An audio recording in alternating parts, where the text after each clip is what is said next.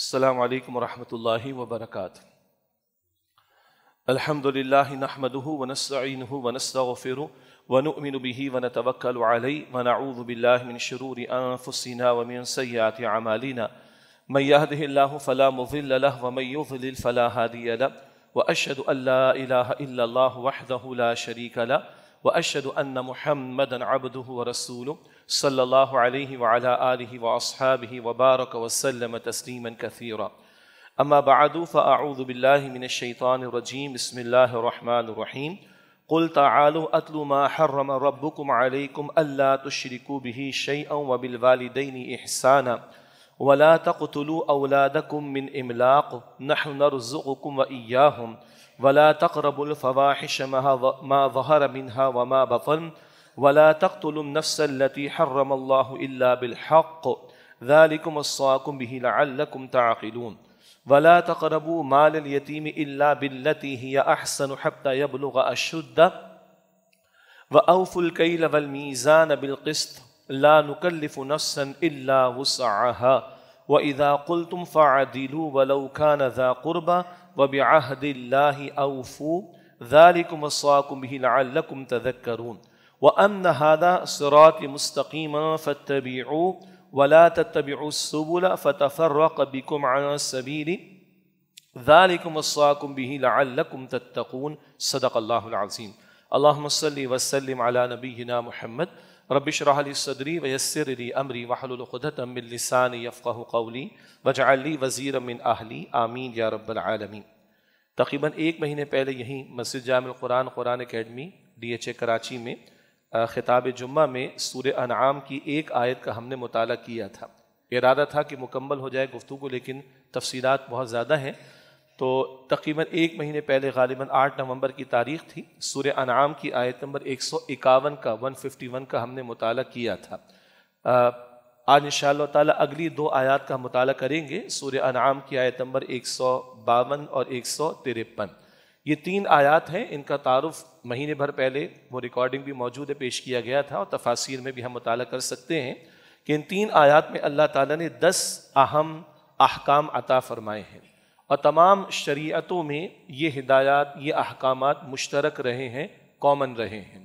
اور صحابہ کرام نے یوں بھی ذکر فرمایا کہ جو رسول اللہ علیہ السلام کی وصیتوں کو پڑھنا چاہے وہ ان 3 آیات کا مطالعہ کر لے۔ تینوں آیات کے ختام پر وصاکم کے الفاظ آ رہے ہیں کہ اللہ تمہیں اس بات کی وصیت فرماتا ہے، تو اللہ کی وصیتیں یا رسول اللہ کی وصیتیں یہ ایک ہی بات ہے صلی اللہ علیہ وسلم۔ تو صحابہ کرام فرماتے ہیں جو رسول اللہ علیہ السلام کی وصیتوں کو پڑھنا چاہے وہ ان 3 آیات کا مطالعہ کرے۔ سورہ انعام آیت نمبر 151، 152 اور 153۔ پھر یہ کہ یہ جو ہدایات یہاں پر ہیں یہ معاشرتی ہدایات ہیں، اور تمام شریعتوں میں مشترک رہی ہیں، کامن رہی ہیں، یعنی تمام انبیاء اور رسول جو تعلیمات لے کر آئے، جو ہدایات لے کر آئے، ان میں یہ ہدایات مشترک تھی، کامن تھی، تمام انسانوں کے لیے ان میں رہنمائی کا سامان موجود ہے۔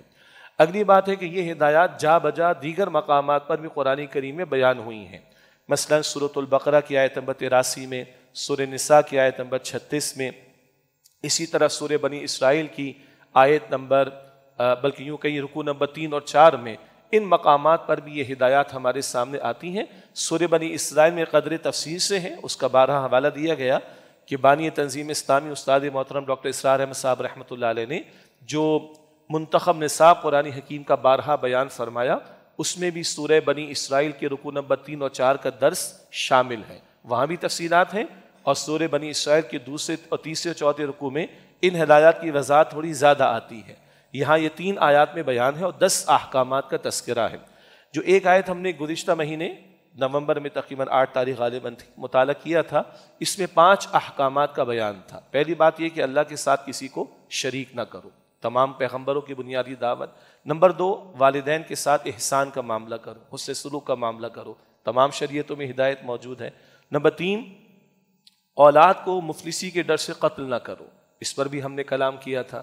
فیملی پلاننگ کے نام پر جو کچھ کیا جاتا ہے وہ اللہ تعالیٰ کی صفت رزاقیت پر عدم اعتماد کا اعلان ہے۔ خالق اللہ ہے، رازق بھی اللہ سبحانہ و تعالیٰ ہے۔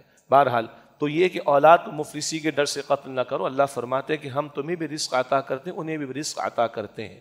چوتھی ہدایت تھی کہ فحشا بے حیائی کے کاموں کے قریب نہ جاؤ، چاہے وہ ظاہری ہوں یا پوشیدہ ہوں۔ وہ ہر عمل جو انسان کے اندر اس جذبے کو بیدار کرے کہ جس جذبے کی جو فطری جذبہ ہے اس کی تکمیل تو ہوتی نکاح کے بندھن کے ذریعے، مگر پھر نکاح کے بندھن کو چھوڑ کر بندہ زنا کے راستوں کو اختیار کرے تو یہ حرام ہے۔ تو بے حیائی کے وہ تمام امور جو ظاہری ہوں یا پوشیدہ ہوں، پبلک میں ہوں یا پرائیویٹلی ہوں، علل اعلان ہوں یا چھپ کر ہوں، کہ جن سے وہ جذبات بھڑکتے ہیں کہ پھر انسان زنا کی طرف پہنچتا ہے، اس سب پر پابندی لگائی گئی۔ یہ تمام شریعتوں میں مشترکہ تعلیم تھی، بے حیائی سے روکا گیا، زنا سے روکا گیا، اور نکاح کے پاکیزہ بندھن کی تعلیم عطا کی گئی۔ پانچویں ہدایت تھی کہ جس جان کو اللہ تعالیٰ نے محترم قرار دیا، مراد حرام قرار دیا کہ جان نہیں لے سکتے کسی کی، تو جس جان کو اللہ نے محترم قرار دیا اسے قتل نہ کرو سوائے حق کے ساتھ۔ حق کے ساتھ یہ کہ جہاں شریعت نے کسی کے قتل کی اجازت یا حکم دیا ہو، قاتل کو قتل کیا جائے گا۔ اسی طرح حربی کافر جو جنگ کے لیے تیار ہو کر آگے کافر لڑنے کے لیے جنگ کی جائے گی، اس کو قتل کیا جائے گا، اور بھی تفصیلات احادیث میں ہے۔ وہ تو ہے حق کے ساتھ قتل، شریعت نے اجازت یا حکم دیا، لیکن اس کے علاوہ کسی جان کو قتل کرنا یہ تمام شریعتوں میں منع ہے۔ یہ 5 احکامات ہیں سورہ انعام کی آیت نمبر 151 میں، جس کا مہینے بھر پہلے ہم نے مطالعہ کیا۔ میں آپ کے سامنے ترجمہ رکھ دیتا ہوں۔ ارشاد ہوا قل تعالوا، اے نبی علیہ السلام فرمائی کہ آؤ، اتلو ما حرم ربکم علیکم، میں تمہیں تلاوت کر کے بتاؤں، پڑھ کر سناؤں کہ کیا تمہارے رب نے تم پر حرام کیا۔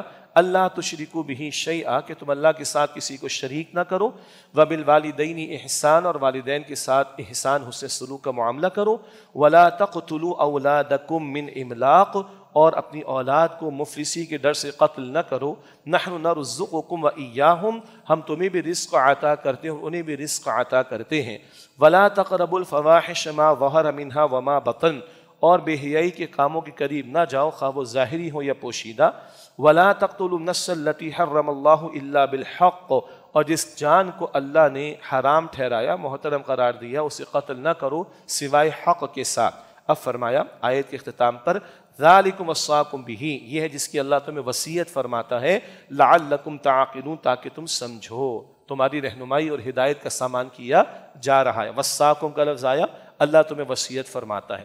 یہ تو مختصر سا ذکر تھا جو پچھلے مہینے ہم نے کلام کیا تھا۔ اب اگلی آیت ہے سورہ انعام کی آیت نمبر 152، یہاں پر 4 ہدایات اللہ کی طرف سے آ رہی ہیں۔ ارشاد ہوا ولا تقربوا مال الیتیم الا بالتی ہی احسن، اور یتیم کے مال کے قریب بھی نہ جانا مگر اس طریقے پر جو سب سے بہترین ہو، حتی یبلغ اشدہ، یہاں تک کہ وہ اپنی پختہ عمر کو پہنچ جائے، وأوفوا الکیل والمیزان بالقسط، اور ناپ اور تول پورا کرو انصاف کے ساتھ، لا نکلف نفسا الا وسعها، ہم کسی جان کو ذمہ دار نہیں ٹھہراتے مگر اس کی وسعت یعنی کیپیسٹی کے مطابق، وَإِذَا قُلْتُمْ فَعَدِلُوا، اور جب تم بات کہو تو عدل کی بات کہو، وَلَوْ كَانَ ذَا قُرْبَى، خواہ رشتہ دار ہی کا معاملہ کیوں نہ ہو، وَبِعَهْدِ اللَّهِ أَوْفُوا، اور اللہ سے کیے گئے وعدے کو پورا کرو، ذَلِكُمْ وَصَّاكُمْ بِهِ، یہ ہے جس کی اللہ تمہیں وصیت فرماتا ہے، لَعَلَّكُمْ تَذَكَّرُونَ، تاکہ تم نصیحت حاصل کرو۔ اس آیت کے ختام پر بھی وصاکم، وصیت کا لفظ آیا۔ اب یہاں 4 باتوں کا تقاضا، یہ 4 باتوں کا حکم دیا جا رہا ہے۔ نمبر 1، یتیم کے ساتھ اس سے سلوک کا معاملہ اور اس کے مال کی حفاظت۔ نمبر 2، ناپ تول کو صحیح طرح پورا کرنا۔ نمبر 3، بات کہنا تو عادل کی بات کہنا۔ اور نمبر 4، اللہ سے کیے گئے وعدے کو پورا کرنا۔ یہ ہدایات بھی تمام شریعتوں میں موجود رہیں، تمام انبیاء اور رسول کی تعلیمات میں یہ تعلیمات مشترک تھیں۔ پہلی ہدایت اس آیت میں الانعام آیت نمبر 152 میں فرمایا وَلَا تَقْرَبُوا مَالَ الْيَتِيمِ إِلَّا بِالَّتِي هِيَ أَحْسَنُ، اور یتیم کے مال کے قریب بھی نہ جاؤ مگر اس طریقے پر جو سب سے بہترین ہو۔ یہ مکی صورت ہے سورہ انعام، اور مکہ مکرمہ میں بعض بچے یتیم ہوں گے یقیناً، ان کے بارے میں بھی رہنمائی، اور مدنی دور میں معاملہ مسلمانوں کو اور بھی پیش آیا تھا، جب قتال کا میدان سجتا تو جو لوگ شہید ہو جاتے ان کے بچے یتیم ہو جاتے، اس تعلق سے بھی رہنمائی۔ چنانچہ سورۃ البقرہ میں بھی، سورۃ النساء میں بھی یتیموں کے بارے میں بڑی اہم ہدایات عطا کی گئی ہیں۔ تفصیل کا تو موقع نہیں، چند باتیں۔ ایک تو یہ کہ یتیم کسے کہتے ہیں، تو وہ نابالغ بچہ یا بچی جس کے والد کا انتقال ہو گیا ہو۔ ہم مذاق میں بھی کہہ دیتے 35 سال کا بچہ ہوتا ہے، وہ بچہ تو نہیں ہوتا، وہ لڑکا بلکہ جوان ہو چکا ہوتا ہے۔ 50 سال کا بوڑھا ہوتا ہے، جی میں تو یتیم ہوں، غلط بات ہے۔ تو شرعاً یتیم وہ ہے نابالغ بچہ یا بچی جس کے والد کا انتقال ہو گیا۔ اور ہمارے دین میں یتیموں کی کفالت کی بڑی تعلیم عطا کی گئی ہے، بڑی رہنمائی عطا کی گئی ہے۔ کیوں؟ اگر ان بچوں کو، یتیم بچے بچیاں، ان کو اگر کسی کا دست شفقت نہ ملے، کوئی ان کے سر پر ہاتھ نہ رکھے، تو یہ اپنے آپ کو محروم سمجھتے ہیں، اپنے آپ کو ڈپرائیوڈ آف سمجھتے ہیں، اور پھر ان کے اندر کو جذبات پیدا ہوتے ہیں ریئیکشنز کے طور پر، اور پھر معاشرے کے اندر عین ممکن ہے وہ مجرمانہ ذہنیت کے ساتھ پروان چڑھیں۔ تو اگر معاشرہ، جس کو انگریزی میں ہم کارپوریٹ سیکٹر میں کہتے ہیں نا، سوشل رسپانسبلٹی، وہ تو کارپوریٹ سیکٹر کا مسئلہ ہے کہ وہ اپنے امیج کو مارکیٹ میں بہتر بنانے کے لیے کام کرتے ہیں، ورنہ اگر ان کو انسانوں سے اتنی زیادہ ہمدردی ہو تو وہ اپنے پروفٹ مارجن کو ہی کم کر دیں تو لوگوں کا بھلا ہو جائے گا انشاءاللہ۔ وہ خود غرضی میں معاملات آتے اکثر و بیشتر۔ دین تو ایمان کی بنیاد پر یہ تعلیم ہمیں دیتا ہے۔ انسانیت ایک بڑی اہم شے ہے، ایمان اس سے بہت بڑی شے ہے۔ اللہ کے نبی علیہ الصلوۃ والسلام نے بہت ساری احادیث میں توجہ دلائی۔ کبھی آپ فرماتے کہ مسلمانوں کے گھرانوں میں سے بہترین گھر وہ ہے جہاں کسی یتیم کے ساتھ بھلا سلوک ہوتا ہو۔ کبھی آپ نے فرمایا کہ مسلمانوں کے گھروں میں سے بدترین گھر وہ ہے جہاں کسی یتیم کے ساتھ برا سلوک ہوتا ہو۔ کبھی آپ نے فرمایا کہ میں اور یتیم کی کفالت کرنے والا جنت میں ساتھ ہوں گے، اور اللہ کے نبی علیہ السلام نے اپنے مبارک ہاتھ کی یہ 2 انگلیاں، شہادت والی انگلی اور درمیان والی، آپ نے ملا کر دکھائیں۔ کبھی کسی نے عرض کی یا رسول اللہ میرا دل سخت ہو گیا ہے، اور آج یہ مسئلہ ہم لوگوں کے ساتھ تو بہت زیادہ ہے۔ کیسے سخت ہے دل؟ نماز کا دل نہیں چاہتا، قرآن کھولنے میں لطف نہیں آتا، سختی نہیں ہے دلوں کی؟ موسیقی کے لیے رات بھر جاگنے کو تیار، اللہ کے سامنے کھڑے ہونے کے لیے فجر میں بستر چھوڑنے کو تیار نہیں، یہ دل سخت نہیں ہے؟ بڑے بڑے ظلم دیکھنے کے بعد بھی ہماری آنکھوں میں آنسو نہ آئے، اور کسی کے لیے ہمدردی کا جذبہ پیدا نہ ہو، کوئی 2 بول ہمدردی کی زبان پر نہ ہو، جو کر سکتے ہیں وہ کرنے کی ہم کوشش نہ کریں، یہ دلوں کی سختی نہیں؟ تو عرض کی گئی یا رسول اللہ علیہ السلام میرا دل بڑا سختی آ گئی، میں کیا کروں؟ تو آپ نے فرمایا جاؤ کسی یتیم کے سر پر ہاتھ پھیرو، مراد اس کے ساتھ بھلا سلوک کرو، اللہ تمہیں دل کی نرمی عطا فرما دے گا۔ تو بہرحال بہت ساری تعلیمات یتیموں کے بارے میں، جہاں جہاں موقع ہو اللہ تعالیٰ ہمیں اس کی توفیق دے کہ ان بچے اور بچیوں کی کفالت کر سکتے ہوں یا کوئی حسن سلوک کر سکتے ہوں، ہمارے دین نے اس کی تعلیم عطا فرمائی۔ یہاں جو بات بتائی جا رہی ہے وہ خاص طور پر یتیم بچے اور بچیوں کے مال کی حفاظت کے بارے میں۔ فرمایا وَلَا تَقْرَبُوا مَالَ الْيَتِيمِ إِلَّا بِالَّتِي هِيَ أَحْسَنُ، اور یتیم کے مال کے قریب بھی نہ جاؤ مگر اس طریقے میں جو سب سے بہترین ہو۔ ظاہر بات ہے یتیم بچہ بچی کو پوچھنے والا تو ہے نہیں، تو بڑے آرام سے ان کی جائیداد ہڑپ کر لی جاتی، ان کے والد کا چھوڑا ہوا مال، ترکے کا مال ہڑپ کر لیا جاتا ہے۔ ایسا ہے کہ نہیں ہمارے معاشرے میں؟ کبھی بڑا بھائی چھوٹے بہن بھائیوں کا مال ہڑپ کر جاتا ہے، کبھی چچا جو ہے وہ بھتیجے یا بھتیجی کی جائیداد کو ہڑپ کر جاتا ہے، کبھی دیور یا جیٹھ اپنی بھاوج کی جائیداد کو ہڑپ کر جاتا ہے، بیوہ کے ساتھ بھی ظلم، یتیموں کے ساتھ بھی ظلم۔ یہ جہنم کے انگارے ہیں۔ سورہ نساء آیت نمبر 10 میں یتیموں کا مال ہڑپ کر رہے ہیں، یہ اپنے پیٹ میں جہنم کے انگارے بھر رہے ہیں۔ تو فرمایا جا رہا ہے کہ یتیم کے مال کے قریب بھی نہ جاؤ مگر اس طریقے میں جو سب سے بہترین ہو۔ اگر یہ یتیم تمہاری سرپرستی میں آ گیا یا کسی یتیم بچے یا بچی کا مال تمہاری کفالت میں آ گیا، تمہاری حفاظت میں آ گیا، تو اس کی امانت کے طور پر حفاظت کرنی ہے۔ کب تک؟ حتی یبلغ اشدہ، یہاں تک کہ وہ اپنی پختہ عمر کو پہنچ جائے۔ اور حفاظت بھی کیسی کرنی ہے؟ احسن، بہترین طریقے پر۔ دیگر مقامات پر ہدایت ہے اگر ایک بندہ غنی ہے تو کوشش کرے کہ یتیم کے وہاں سے استفادہ ہی نہ کرے، لیکن ایک بندہ غریب ہو سکتا ہے، وہ خود ضرورت مند ہو سکتا ہے، تو ظاہری بات ہے گھر میں یتیم بچے کی کفالت کرے گا تو اس کے لیے کھانا بھی تیار کرنا ہے، تو کچھ استفادہ کر سکتا ہے۔ بچو تو بہتر ہے، ضرورت ہو تو استعمال کر سکتے ہو، لیکن اس کے مال کی حفاظت کرنی اور ہڑپ نہیں کر جانا اس کو۔ اور کب تک حفاظت کرنی؟ یہاں تک کہ وہ اپنی پختہ عمر کو پہنچ جائے۔ اس سے ایک مراد تو لی گئی کہ بالغ ہو جائے، اور مزید مراد دی کہ بالغ ہونے کے بعد یہ 40 سال کی بات نہیں ہو رہی، اور وہ مائنر جو انگریز کے قانون کے مطابق 18 سال اس کی بات نہیں ہو رہی۔ ایک بلوغت ہے شرعی اعتبار سے جب نماز بچوں پر فرض ہو جاتی ہے، وہ تو ہے ہی بلوغت۔ مزید اس میں علماء نے، فقہاء نے لکھا کہ کچھ سمجھ بوجھ کے قابل بھی ہو جائے، کچھ لین دین کرنے کے قابل ہو جائے، کچھ شاپنگ کرنے کے قابل ہو جائے، کچھ اپنے نفع نقصان کو سمجھنے کے قابل ہو جائے، تو بالغ بھی ہو جائے، کچھ شعور والا بھی ہو جائے، تب اس کا مال اس کے حوالے کیا جائے۔ مزید فقہاء کے حوالے سے تفصیلات و تفاصیل میں آپ دیکھیے گا۔ تو یہ ایک اور ہدایت یتیم کے مال کی حفاظت کے اعتبار سے۔ آج ہم اپنے دائیں بائیں دیکھیں، میں پھر عرض کر رہا ہوں، جائیدادیں ہڑپ کر جاتے ہیں، مال یتیم بچوں کو ہڑپ کر جاتے ہیں، ظلم کرتے ہیں، اور ان کو جو ہے وہ نہ جانے کس قدر زیادتی کا نشانہ بناتے ہیں، اور بعض لوگوں کا خیال ہے کہ چلتا ہے، نہیں چلتا، یہ حرام ہے، یتیم کا مال ہڑپ کرنا حرام ہے۔ بعض لوگوں کا خیال ہے کہ جا کے میں عمرہ ادا کر لوں گا، میں قدر کی رات میں رو رو کے دعائیں کر لوں گا، وہ اجر اپنی جگہ پر ہے، مگر یہ بلیک وائٹ نہیں ہوگا، یہ بلیک وائٹ نہیں ہوگا، دینا پڑے گا۔ اور ابھی تم یتیم کے مال کی بات کر رہے ہیں، حکومتوں میں بیٹھ کے قوم کا پیسہ ہڑپ کرنے والے، لوگوں کی جائیدادوں پر قبضے کرنے والے، حرام خوریاں کرنے والے، لوگوں کا مال لوٹنے والے، ڈاکے مارنے والے، اور بڑے ستھرے مہذب اسٹائل کے اندر پوری قوم کو بے وقوف بنا کر لوٹ کر پیسہ ہڑپ کرنے والے۔ اور اوپنلی ساری باتیں، ایف بی آر کا چیئرمین کہتے ہیں 700 ارب کی کرپشن تو ایف بی آر کے اندر ہوتی، میرا ود ہولڈنگ ٹیکس کرتا ہے، آپ کا کرتا ہے، کروڑوں ٹیکس ہم ادا کرتے ہیں، اور ایف بی آر کا چیئرمین کہتے ہیں سینٹ کے اندر کہ 700 ارب کی کرپشن تو ہمارے یہاں ہے۔ تو کیا خیال ہے، یہ سارا بلیک وائٹ ہو جائے گا تم لوگوں کا؟ یہ حرام خوریاں چلتی رہیں گی؟ یہ اپنے آپ کو دھوکہ دینے کی مترادف بات ہے۔ اللہ تعالی ہم سب کو محفوظ رکھے، مال حرام کی نحوست سے محفوظ رکھے، اور ظلم چاہے کسی یتیم بچے یا بچی کے ساتھ ہو، کسی بیوہ کے ساتھ ہو، کسی کمزور کے ساتھ ہو، کسی کم علم بندے کے ساتھ اس کی لا علمی کا فائدہ اٹھا کر اس کو لوٹنے والا ظلم ہو، یا پوری قوم کو لوٹنے والا ظلم ہو، اللہ تعالی ہم سب کی حفاظت فرمائے۔ اگلی ہدایت اس آیت کی دوسری ہدایت ہے، فرمایا وَأَوْفُوا الْكَيْلَ وَالْمِيزَانَ بِالْقِسْطِ، اور ناپ اور تول پورا کرو انصاف کے ساتھ۔ یہ ناپ تول کا معاملہ یہ ہمارے دین کی بہت بنیادی تعلیم ہے، تمام پیغمبروں کی مشترکہ تعلیم ہے۔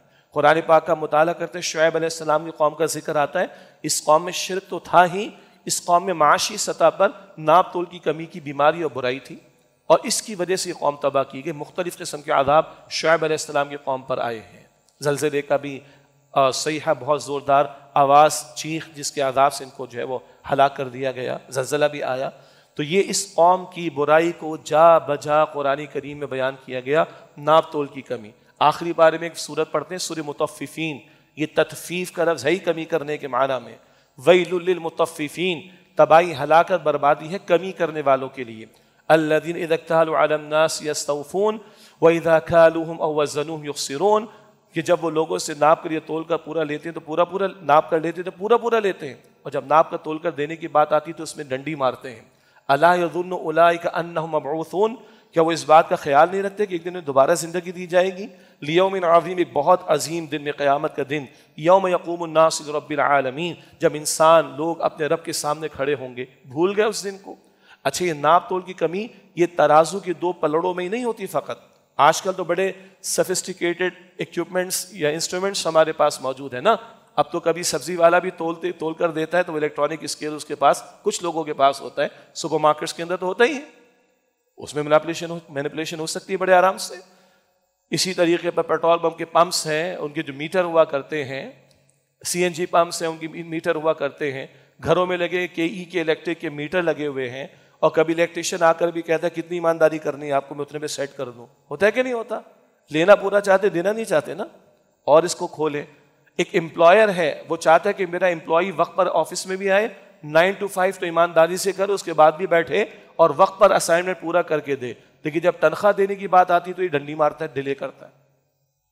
امپلائی چاہتا ہے کہ میری تنخواہ جو ہے وہ فرسٹ کو کیا، یعنی دسمبر کی 31 کو ہی، جنوری 1 کو جو آنی تنخواہ مجھے مل جائے، وہ چاہتا ہے تنخواہ وقت سے پہلے ہی مل جائے، مگر کام کرنے کو تیار ہے۔ تو یہ بھی کیا، یہ بھی ناپ تول کی کمی۔ ہمارا معیار اپنے لیے کچھ اور ہو، دوسرے کے لیے کچھ اور ہو۔ ہماری بیٹی جو ہے وہ کہیں بہو بن کر جائے، ہم چاہتے ہیں کہ وہ رانی بنے، پہلے بھی جملہ آپ نے سنا ہوگا جی، اور دوسرے کی بیٹی کو بہو بنا کر لائے تو وہ کیا بن جاتی ہے، نوکرانی بن جاتی ہے۔ یہ کیا بکواس ہے، یہ کیا، یہ بھی ناپ تول کی کمی، اپنے لیے کچھ، دوسرے کے لیے کچھ اور۔ حکمراں چاہتے ہیں کہ عوام ان کی سنے، عوام وقت پر ٹیکسز دیں، عوام یہ کرے اور وہ کریں، اور حکمراں بیٹھ کے عیاشیاں کریں، حرام خوریاں کریں، یہ بھی ناپ تول کی کمی۔ عوام چاہے کہ فیسلٹیز سے پوری لیں اور اس کے اگینسٹ جو جائز پیمنٹ ہے وہ بھی نہ کرے، تو یہ کیا ہے، یہ بھی ناپ تول کی کمی۔ اور سب سے بڑی ڈنڈی کہاں ماری جاتی پتہ ہے؟ اللہ کے ساتھ۔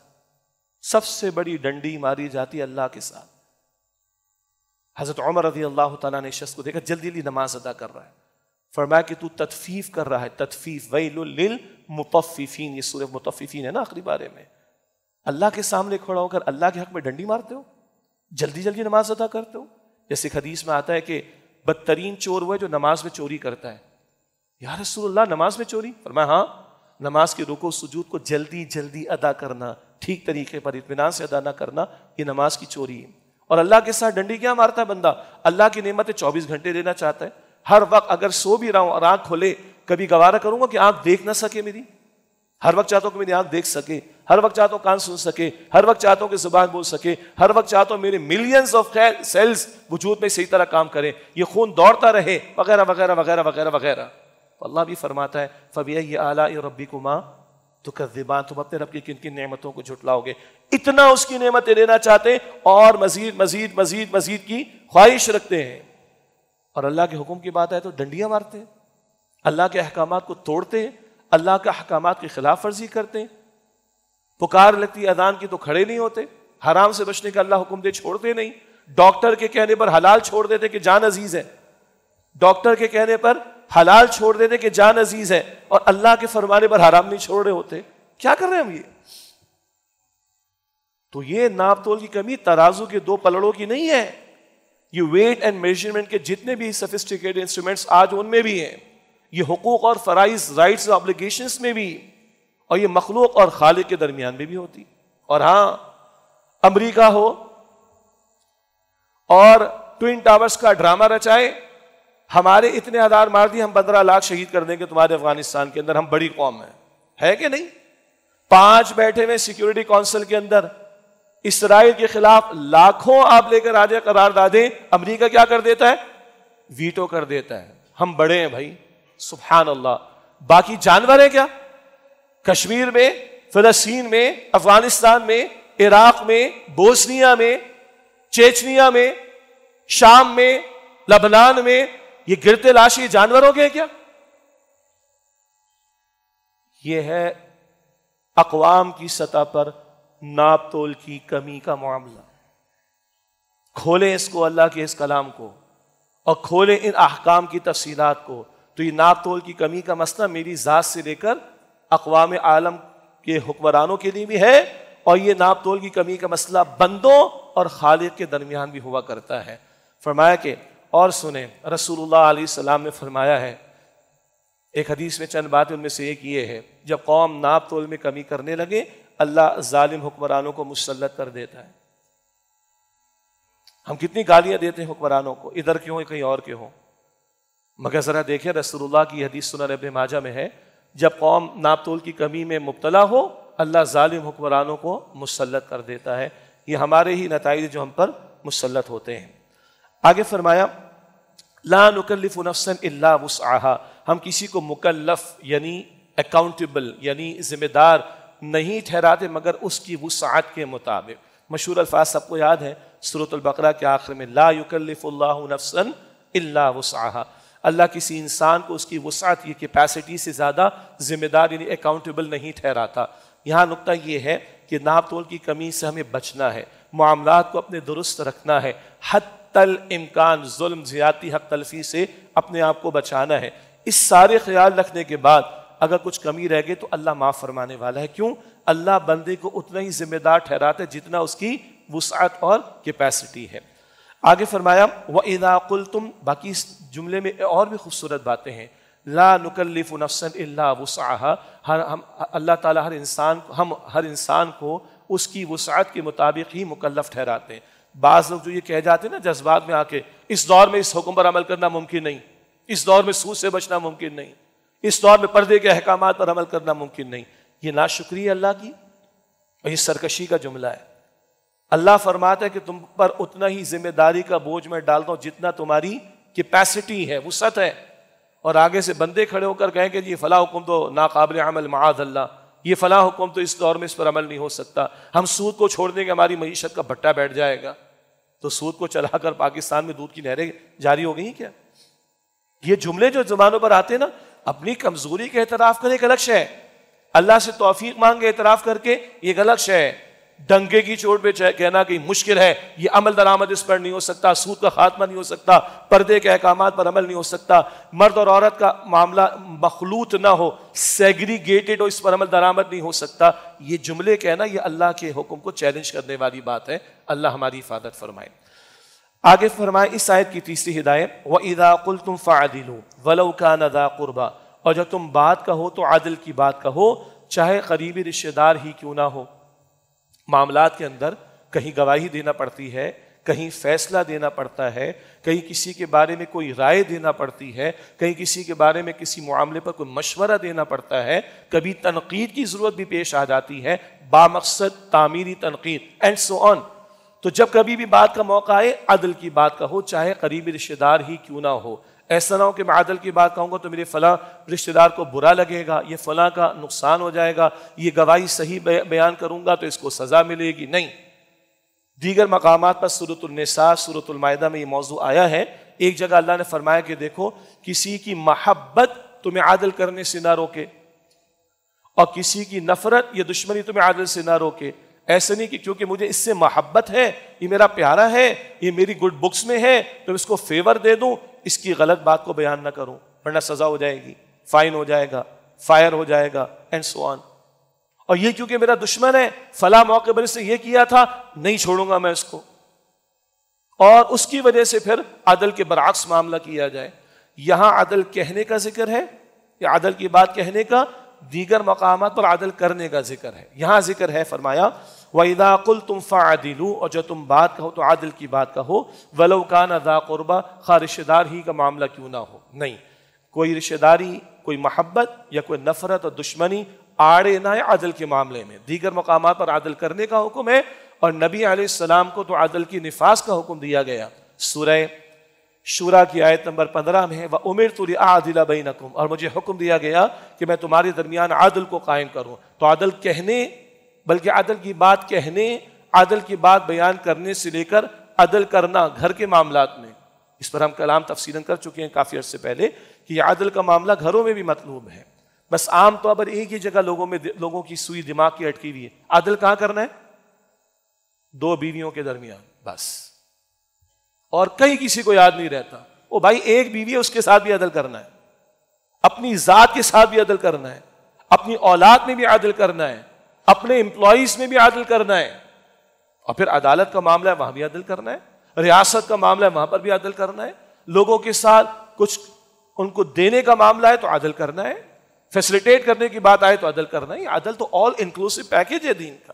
تو عدل کی بات کہنا بھی، عدل کی بات کا عدل کرنا بھی، عدل کے مطابق حکم دینا بھی، اور عدل کا نفاذ. اور یہ عدل اجتماعی سطح پر سوشل جسٹس جسے کہا جاتا ہے، جو اسلام کا خاصہ ہے. کچھ عرصے پہلے ہم نے تنظیم اسلامی کی زیر اہتمام اس تعلق سے ایک مہم بھی چلائی. 3-4 ہفتے ہم نے اس پر خطابات جمعہ میں کلام بھی کیا. تھوڑا ذہن میں مستحضر کر لیں، سوشل جسٹس کی بات اسلام کرتا ہے. یہ نہیں کہ ایک طرف ہیوز ہی ہر ہیوز ہو اور ایک طرف ہیوز ناٹ ہو، ایک طرف وہ جن کے لیے عیاشی کے نئے نئے سامان ہو، اور دوسری طرف وہ کہ جو ہر تیسرے دن اپنے بچوں کو مار ڈالنے، خودکشی کرنے کا سوچتے رہیں. یہ تو ظلم ہے. بعض لوگوں کے لیے عیاشیوں کے سامان کہ ان کے کتوں کے لیے ایئر ایمبولینس آ جائے کرے، اور مخلوق خدا کا عالم یہ ہے کہ ان کے بچوں کے لیے لائن میں لگ کر بھی دوا نہ ملتی ہو. یہ تو ظلم ہے. اسلام اس کے خلاف بات کرتا ہے، اس کے خاتمے کی بات کرتا ہے. بڑا ہے تو چھوڑ دیا جائے، چھوٹا ہے تو سزا دی جائے. ظلم ہے کہ نہیں؟ عدل کی بات. اگر آج سابقہ ISI کے چیف کے ساتھ معاملہ ہو رہا ہے تو پورا معاملہ ہونا چاہیے. جرم ثابت ہو علل اعلان سزا دینی چاہیے. یہ کوئی اور مخلوق نہیں، اسی زمین پہ رہنے والے انسان ہیں. FBI میں گڑبڑ کرنے والے، جرم ثابت ہو سزا دینی چاہیے علل اعلان. پولیس کے محکمے میں ہو ظلم کرنے والے، علل اعلان سزا دینی چاہیے. سیاستدانوں میں ہو جرم ثابت ہو علل اعلان سزا دینی چاہیے. غریب پستا رہے، مرتا رہے، سڑکوں میں لوگوں کے چالان ہوتے رہے. وہ آسان وکٹم ہے کہ 500,000 کا چالان کاٹو اور ان سے وصولی کرو، اور جو پوری قوم کو بیچ کر کھا کر بیٹھے ہوئے ہیں. کہاں گیا کرپشن، کہاں گیا نیب، کہاں گئی ریکوری؟ کچھ پتا ہے؟ بڑے ظلم کرے تو چھوڑ دو، اور چھوٹوں کو جو ہے تم مورد الزام ٹھہراؤ، اور ان کے بچوں کو بھی اٹھا لو، گھروں سے بھی غائب کر دو، اور ان کا کوئی جرم بھی نہ ہو. یہ ظلم ہے بھائی. اسلام اس کے خلاف بات کرتا ہے. یہ سوشل جسٹس یہاں تک جاتی عدل کی بات. بہرحال اس موضوع پر ہم نے تفصیلاً ماضی میں بھی کلام کیا ہے. فرمایا کہ وَإِذَا قُلْتُمْ فَعَدِلُوا، اور جب تم بات کہو تو عدل کی بات کہو، وَلَوْ كَانَ ذَا قُرْبَى، خواہ وہ قریب رشتہ دار ہی کیوں نہ ہو. چوتھا حکم اس آیت میں وَبِعَهْدِ اللَّهِ أَوْفُوا، اور اللہ سے کیے گئے وعدے کو پورا کرو. اللہ سے وعدہ وہ بھی ہے جو سورۃ الاعراف آیت 172 میں ہمارے سامنے آتا ہے، جس کو ہم کہتے ہیں عالم ارواح، سارے انسانوں کی روحوں کو پیدا کر کے اللہ نے الست بربکم فرمایا کیا میں تمہارا رب نہیں؟ قالوا بلا، ان سب نے کہا اے اللہ تو ہمارا رب ہے۔ تفصیل احادیث میں آتی ہے، ہماری روحوں سے یہ عہد لیا، ہماری فطرت میں اللہ کا تعارف، اللہ کی معارفت موجود ہے، پھر اللہ نے کتابیں بھیجی، پیغمبروں کو بھیجا، پھر ایک وعدہ اللہ سے کیا ہے؟ بندہ اسلام قبول کرتا ہے، اشہد ان لا الہ الا اللہ، اللہ کے سوا کوئی الہ نہیں، سب سے بڑھ کر محبت اللہ سے، سب سے بڑھ کر محنت اللہ کے لیے، اور عبادت فقط اللہ سبحانہ و تعالیٰ کی۔ پھر بندہ اقرار کرتا ہے، پیغمبر کی تعلیم کو سنتا ہے، وقالوا سمعنا واطعنا، انہوں نے کہا ہم نے سنا اور ہم نے اطاعت کی، اور بندہ ہر دن اقرار کرتا ہے، بندے مومن ایاک نعبد، اللہ ہم تیری ہی عبادت کرتے ہیں۔ یہ پوری زندگی بھر کا تقاضا ہے، اللہ کو رب ماننا اور اس کی سننا، اس کی اطاعت کرنا اور اس کی کامل بندگی کی کوشش کرنا، اس وعدے کو پورا کرنے کا حکم یہ تمام انبیاء اور رسول علیہم السلام کی مشترکہ تعلیم ہے۔ یہ آیت نمبر 152 الانعام کی مکمل ہوتی ہے ان الفاظ پر، ذالکم وصاکم بہ لعلکم تذکرون، یہ ہے جس کی اللہ تمہیں وصیت فرماتا ہے تاکہ تم نصیحت حاصل کرو۔ یہ ہے الانعام کی آیت نمبر 152، اور تمام انبیاء اور رسول کے مشترکہ تعلیمات کے 10 نقطے جو اس مقام پر آئے، 5 پچھلی آیت میں ہم نے دہرا بھی لیے جس کا مطالعہ ہم نے پچھلے مہینے کیا تھا الحمدللہ، اور یہ انعام کی آیت نمبر 152 میں 4 ہدایات آئیں یتیم کے مال کے بارے میں، نمبر 2 ناپ تول کی کمی نہ کرو اس تعلق سے، نمبر 3 عدل کی بات کا ہو چاہے قریب رشتہ دار ہی کا معاملہ کیوں نہ ہو، اور نمبر 4 اللہ سے کیے گئے وعدے کو پورا کرو، اور پھر یہ وصیت کا لفظ یہاں پر بھی آیا، ذالکم وصاکم بہ لعلکم تذکرون، یہ جس کی اللہ تمہیں وصیت فرماتا ہے تاکہ تم نصیحت حاصل کرو۔ اگلی اور آخری آیت ہے آج کے مطالعے کے اعتبار سے سورہ انعام کی آیت نمبر 153، فرمایا وَأَنَّ هَذَا صِرَاطِ مُسْتَقِيمًا فَاتَّبِعُوهُ، اللہ کے رسول علیہ السلام کے ذریعے کہلوایا جا رہا ہے کہ بے شک یہ میرا سیدھا راستہ ہے، بس تم اسی کی اتباع کرو، پیروی کرو۔ اللہ کی کتاب کہیے، اللہ کا راستہ کہیے، اللہ کے رسول علیہ السلام کا راستہ کہیے، ایک ہی بات ہے۔ اللہ کا راستہ کہیے، قرآن کا راستہ کہیے، رسول اللہ علیہ السلام کا راستہ کہیے، ایک ہی بات ہے۔ پھر احادیث میں یہ بھی ذکر ہے، حضور نے فرمایا جامع ترمذی کی روایت میں، وَهُوَ الصِّرَاطُ الْمُسْتَقِيمُ، یہ قرآن کریم ہی سیدھا راستہ ہے۔ اور وہ جو ہم دعا کرتے ہیں اہدنا الصراط المستقیم سورۃ الفاتحہ میں، سورہ فاتحہ بھی قرآن پاک کا حصہ، سورہ فاتحہ میں دعا کرتے ہیں اہدنا الصراط المستقیم، پورا قرآن ہمارے سامنے، یہ اللہ کی طرف سے جواب آ گیا، وَأَنَّ هَذَا صِرَاطِ مُسْتَقِيمًا فَاتَّبِعُوهُ، اور یہ میرا سیدھا راستہ، اسی کی اتباع کرو۔ تمام رسولوں نے اللہ کے راستے کی طرف ہی بلایا، انہیں بھی ہدایت، الہامی تعلیم، ڈیوائن میسج اللہ ہی نے دیا، البتہ یہ ہدایت الہدا بن گئی، وہ جو ہدایت آدم علیہ السلام کے دور سے چلی آ رہی تھی وہ دا گائیڈنس، کمپلیٹ گائیڈنس بن گئی قرآن کریم کی صورت میں، اور رسول اللہ کو یہ آخری کلام قیامت تک کے لیے عطا کر دیا گیا۔ فرمایا کہ فَاتَّبِعُوهُ، اس سیدھے راستے کی پیروی کرو۔ آگے فرمایا کہ وَلَا تَتَّبِعُوا السُّبُلَ فَتَفَرَّقَ بِكُمْ عَنْ سَبِيلِهِ، اور دیگر راستوں کی پیروی نہ کرنا ورنہ وہ تمہیں اللہ کے راستے سے گمراہ کر دیں گے، الگ کر دیں گے، ہٹا دیں گے۔ یہ آیت کریمہ ہے جس کے تعلق سے یہ ہمیں احادیث سے مبارکہ میں ذکر ملتا ہے کہ ایک دن اللہ کے نبی علیہ السلام نے زمین پر ایک مٹی پر ایک لمبی سی لکیر کھینچی، اور سیدھی لکیریں کھینچی، اور پھر دائیں سے بائیں کی طرف کچھ ترچھی لکیریں، رائٹ سے لیفٹ، اور پھر بائیں سے دائیں کی طرف کچھ ترچھی لکیریں کھینچی۔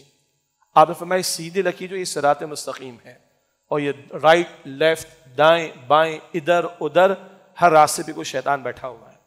اس سے معلوم ہوا تو ہمارے ہاں اسکیچ کا استعمال کرنا، گرافس کا استعمال کرنا، اور نہ جانے کتنی اب اس میں ترقی ہو چکی ہے، تو رسول اللہ علیہ السلام نے اس طرح کے اسکیچ وغیرہ کے ذریعے بھی اور دیگر ایگزامپلس کے ذریعے بھی باتوں کو اور چیزوں کو سمجھایا ہے صلی اللہ علیہ وآلہ وسلم، اور پھر آپ نے یہ آیت تلاوت کی ہے۔ تو اللہ کی طرف جانے والا راستہ ایک اور سیدھا وہ صراط مستقیم ہے، وہ قرآن حکیم کی صورت میں اور رسول اللہ علیہ السلام کے اسوہ کی صورت میں ہمارے سامنے موجود ہے۔ اس پر چلو، یہ سیدھا اللہ کی طرف لے جانے والا ہے۔ یہ دائیں بائیں کے راستے پر جاؤ گے، اس طرف اس طرف دائیں بائیں، یہ سارے راستے شیطان کی طرف لے جانے والے، وہ تمہیں اللہ کے راستے سے الگ کر دیں گے۔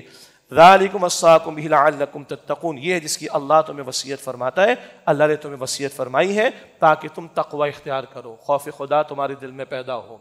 یہ ہے بڑا اہم نقطہ. یہ 3 آیات ہیں. الانعام آیت نمبر 152 151 152 153 10 ہدایات ہمارے سامنے آئیں, اور یہ تورات میں بھی اور دیگر شریعتوں میں بھی اور پیغمبروں کی تعلیمات میں بھی مشترکہ تعلیمات موجود. 3 مرتبہ وصاکم وصاکم وصاکم کا لفظ آیا, اور اسی پر صحابہ کرام نے فرمایا رضی اللہ عنہم اجمعین کہ جو رسول اللہ علیہ السلام کی وصیتوں کو پڑھنا چاہے, یہ وصیتیں ہیں رسول اللہ صلی اللہ علیہ وسلم کی. اور آخر میں آیا, پہلا آیا تعقلون تاکہ تم سمجھو, پھر آیا تذکرون تاکہ تم نصیحت پکڑو, پھر آیا تتقون تاکہ تم میں خوف خدا پیدا ہو. بہت اہم بات, بندے کو علم تو مل گیا, کیا شے اس کو عمل پر آمادہ کرے گی؟ گناہ سے بچنے کے لیے, فرائض و واجبات پر عمل کے لیے, وہ کل کی جواب دہی کا احساس. کیا مسلمانوں کو بیسکس معلوم نہیں؟ بنیادی باتیں مسلمانوں کو معلوم نہیں؟ حلال حرام کی بنیادی باتیں ہر مسلمان کو معلوم نہیں, مگر کیوں بے عملی ہے؟ یقین نہیں کہ موت آنی ہے, یقین نہیں کہ اللہ کو جواب دینا, یقین نہیں کہ اللہ تعالیٰ پوچھے گا. اللہ پر یقین ہو تو یہ بے عملی ہوگی؟ اللہ کی پکار 5 مرتبہ دن میں آئے اور نماز کا وقت بندے کے پاس نہیں, استغفر اللہ. حرام کا مال ڈکارے لے لے کے پیٹ بھر رہا ہے, عیاشیاں کر رہا ہے, مسئلے کو نہیں محسوس کر رہا. کیوں نہیں ہوگا مسئلہ؟ یہ ہمارے حرام تو جہنم کے انگارے, رسول اللہ فرماتے ہیں علیہ الصلوۃ والسلام. مگر یہ ساری بے عملی کی وجہ, اور مسلمانوں کے درمیان میں خدا کا منکر ہو تو بات الگ ہے, اس سے دوسرے انداز سے بات ہو جائے گی. خدا کو ماننے والے اور بے نمازی بھی ہوں, خدا کو ماننے والے حرام خور ہوں, خدا کو ماننے والے ماں باپ کو دھکے دے کر گھر سے نکالنے والے ہوں, خدا کو ماننے والے مرد اور اپنی اتھارٹی کا غلط استعمال کر کے بیویوں پر ظلم کرتے ہوں, خدا کو ماننے والی عورتیں ہوں اور شوہر کے سامنے زبان درازی کرتی ہوں. یہ ممکن ہے؟ خدا کے ماننے والے یہ کریں گے؟ یقین نہیں ہے کہ ہمیں موت آئے گی. خدا کو ماننے والا حکمراں ہو اور لوٹ مار کرتا ہو عوام کے ساتھ, ریاستی اداروں میں بیٹھے ہوئے ہوں, حکومتی اداروں میں بیٹھے ہوں اور اپنے اختیار کا غلط استعمال کرتے ہوں انتقامی کارروائیوں کے لیے, اپنے جذبات کی تسکین کے لیے, اور قوم کا مال ہڑپ کر کے عیاشیاں کرتے ہوں, اور خدا کو ماننے کے دعوے دار ہیں. یہ خدا کے ماننے والے ایسے کریں گے؟ مسئلہ ہے خدا کو مانتے یقین نہیں رکھتے, بھول گئے موت کو, شاید بھول گئے کل کی جواب دہی کو, بھول گئے کل کے حساب کو, بھول گئے کل کے اکاؤنٹیبلٹی کو. ورنہ 7 پردوں میں بھی اللہ کے سامنے حاضری کا یقین بندے کو سیدھا رکھتا ہے, اور خدا کا خوف دل سے نکل جائے, میڈیا پر بیٹھ کر بھی دھڑلے سے جھوٹ بولے گا, اپنی حرام خوریوں کو ڈیفینڈ کرے گا, اپنے لیڈرز کی حرام خوریوں کو ڈیفینڈ کرے گا. انا للہ و انا الیہ راجعون. 2-3 مختصر باتیں. پڑوسی ملک افغانستان ہے, برادر اسلامی ملک ہے, اور وہاں ایک طویل مدت گزری ہے جہاد فی سبیل اللہ کی, مگر شہادتوں کا سلسلہ بڑھتا چلا جا رہا ہے, رکتا نہیں. اور مولانا خلیل الرحمان حقانی صاحب, ان کی شہادت کا معاملہ ہوا, بڑے ذمہ دار تھے طالبان حکومت میں, اور حقانی خاندان کی تو شہادتوں کا تسلسل مستقل ہے. مولانا جلال الحقانی علیہ رحمہ, اور ان کے بھائی تھے جو ابھی گزشتہ دنوں ایک خودکش بم دھماکے میں شہید کیے گئے, اور کئی اور ان کے ساتھی بھی شہید کیے گئے. اللہ ان کے درجات کو بلند فرمائے. اہم بات کیا تھی؟ اہم بات یہی تھی کہ حکومت پاکستان اور TTP کا جو مسئلہ ہے اس میں وہ بڑا اہم رول ادا کر رہے تھے مذاکرات کے لیے, اور اب ان کو شہید کر دیا گیا. معلوم ہوا کہ دین دشمن طاقتیں کبھی نہیں چاہتی کہ یہاں پہ امن ہو, کبھی نہیں چاہیں گے کہ پاکستان افغانستان کے اندر امن ہو, اور یہ کوئی بلاک بنے جہاں دینی جذبات بہرحال پوری دنیا میں سب سے زیادہ موجود ہیں. یہ ہمیں آنکھیں کھولنی چاہیے. اللہ ان کے درجات کو بلند کرے, زخمیوں کو اللہ شفائے کاملہ عطا فرمائے. اور ہمارا برادر اسلامی ملک ہے, اسلام کے رشتے کی بنیاد پر ہمیں دیکھنا چاہیے. اللہ ہمیں محبت اور مودت عطا فرمائے, اور دین دشمنوں سے اللہ تعالی ہم سب کی حفاظت فرمائے. دوسرا معاملہ شام کے تعلق سے ہے. بہت کچھ تو سوشل میڈیا پر بھرا ہوا ہے, فور بھی اگینسٹ بھی. اس طرح ایک طرف رکھ دیجیے 2 بنیادی باتیں. اس میں کوئی شک نہیں کہ 54 سالہ اسد خاندان کی ظالمانہ حکومت ختم ہوئی, اور اب جو جیلوں کی کیفیات ہمارے سامنے آ رہی ہیں, ہم گزر جاتے ہیں. کیا ظلم برپا کیا ان ظالموں نے. تو چلے ظالم کی حکومت تو ختم ہوئی, وہاں کے مظلوموں کی کچھ داد رسی تو ہوگی. ارے فرعون جب مرا تھا, غرق ہوا تھا, تو مظلوموں کو سکون ملا ہوگا کہ نہیں؟ تو ظالم کی حکومت کا خاتمہ اور مظلوموں کو کچھ سکون ملے, یہ تو مثبت بات ہے. البتہ یہ اہم نقطہ ہے کہ اسرائیل نے اس طرح وہاں گولان کی پہاڑیوں پر چڑھائی کی ہے اور شدید بمباریاں کر رہا ہے, شام کے اندر جا کر اٹیکس کر رہا ہے, تو وہ صہیونی ریاست وہ اپنے گریٹر اسرائیل کے منصوبے پر تو قائم ہے، ادھر لبنان، ادھر شام، اور اس سے آگے بڑھ کر وہ تو مدینہ شریف تک جانے کی باتیں کرتے ہیں۔ تو وہ ظالم اپنے گریٹر اسرائیل کے منصوبے خوب آگے بڑھ رہے ہیں۔ مسلمانوں کو کیا ہو گیا ہے؟ کبھی امریکہ کے ساتھ، کبھی فلاں کے ساتھ، اور آپس میں اختلافات کا معاملہ، اور مستقبل کے منظر نامے میں گلوبل ڈومیننس ہونی ہے اسلام کی، یہود تو قتل ہوں گے، اسلام کا غلبہ ہوگا۔ شاید آج امت اس کو بھولی ہوئی ہے، کوئی اس کے سوا رائے نجات نہیں ہے کہ قرآن جو جوڑنے والا اور ہمارے عروج کا ذریعہ اس کو تھاما جائے اور امت متحد ہو کر ان دشمنوں کے مقابلے میں کھڑی ہو تو اللہ کی رحمت متوجہ ہوگی، ورنہ ہم اپنے مفادات میں پڑے رہیں گے تو کل کسی کا ساتھ دیں گے اور کسی کو ماریں گے، کل کوئی کسی کا ساتھ دے کر ہمیں مار رہا ہوگا۔ اللہ ہماری عوام کو بھی اور بالخصوص ہمارے امت کے حکمرانوں کو دین کا درد بھی عطا فرمائے اور یہ فہم و فراست بھی عطا فرمائے۔ وآخر دعوانا الحمد للہ رب العالمین۔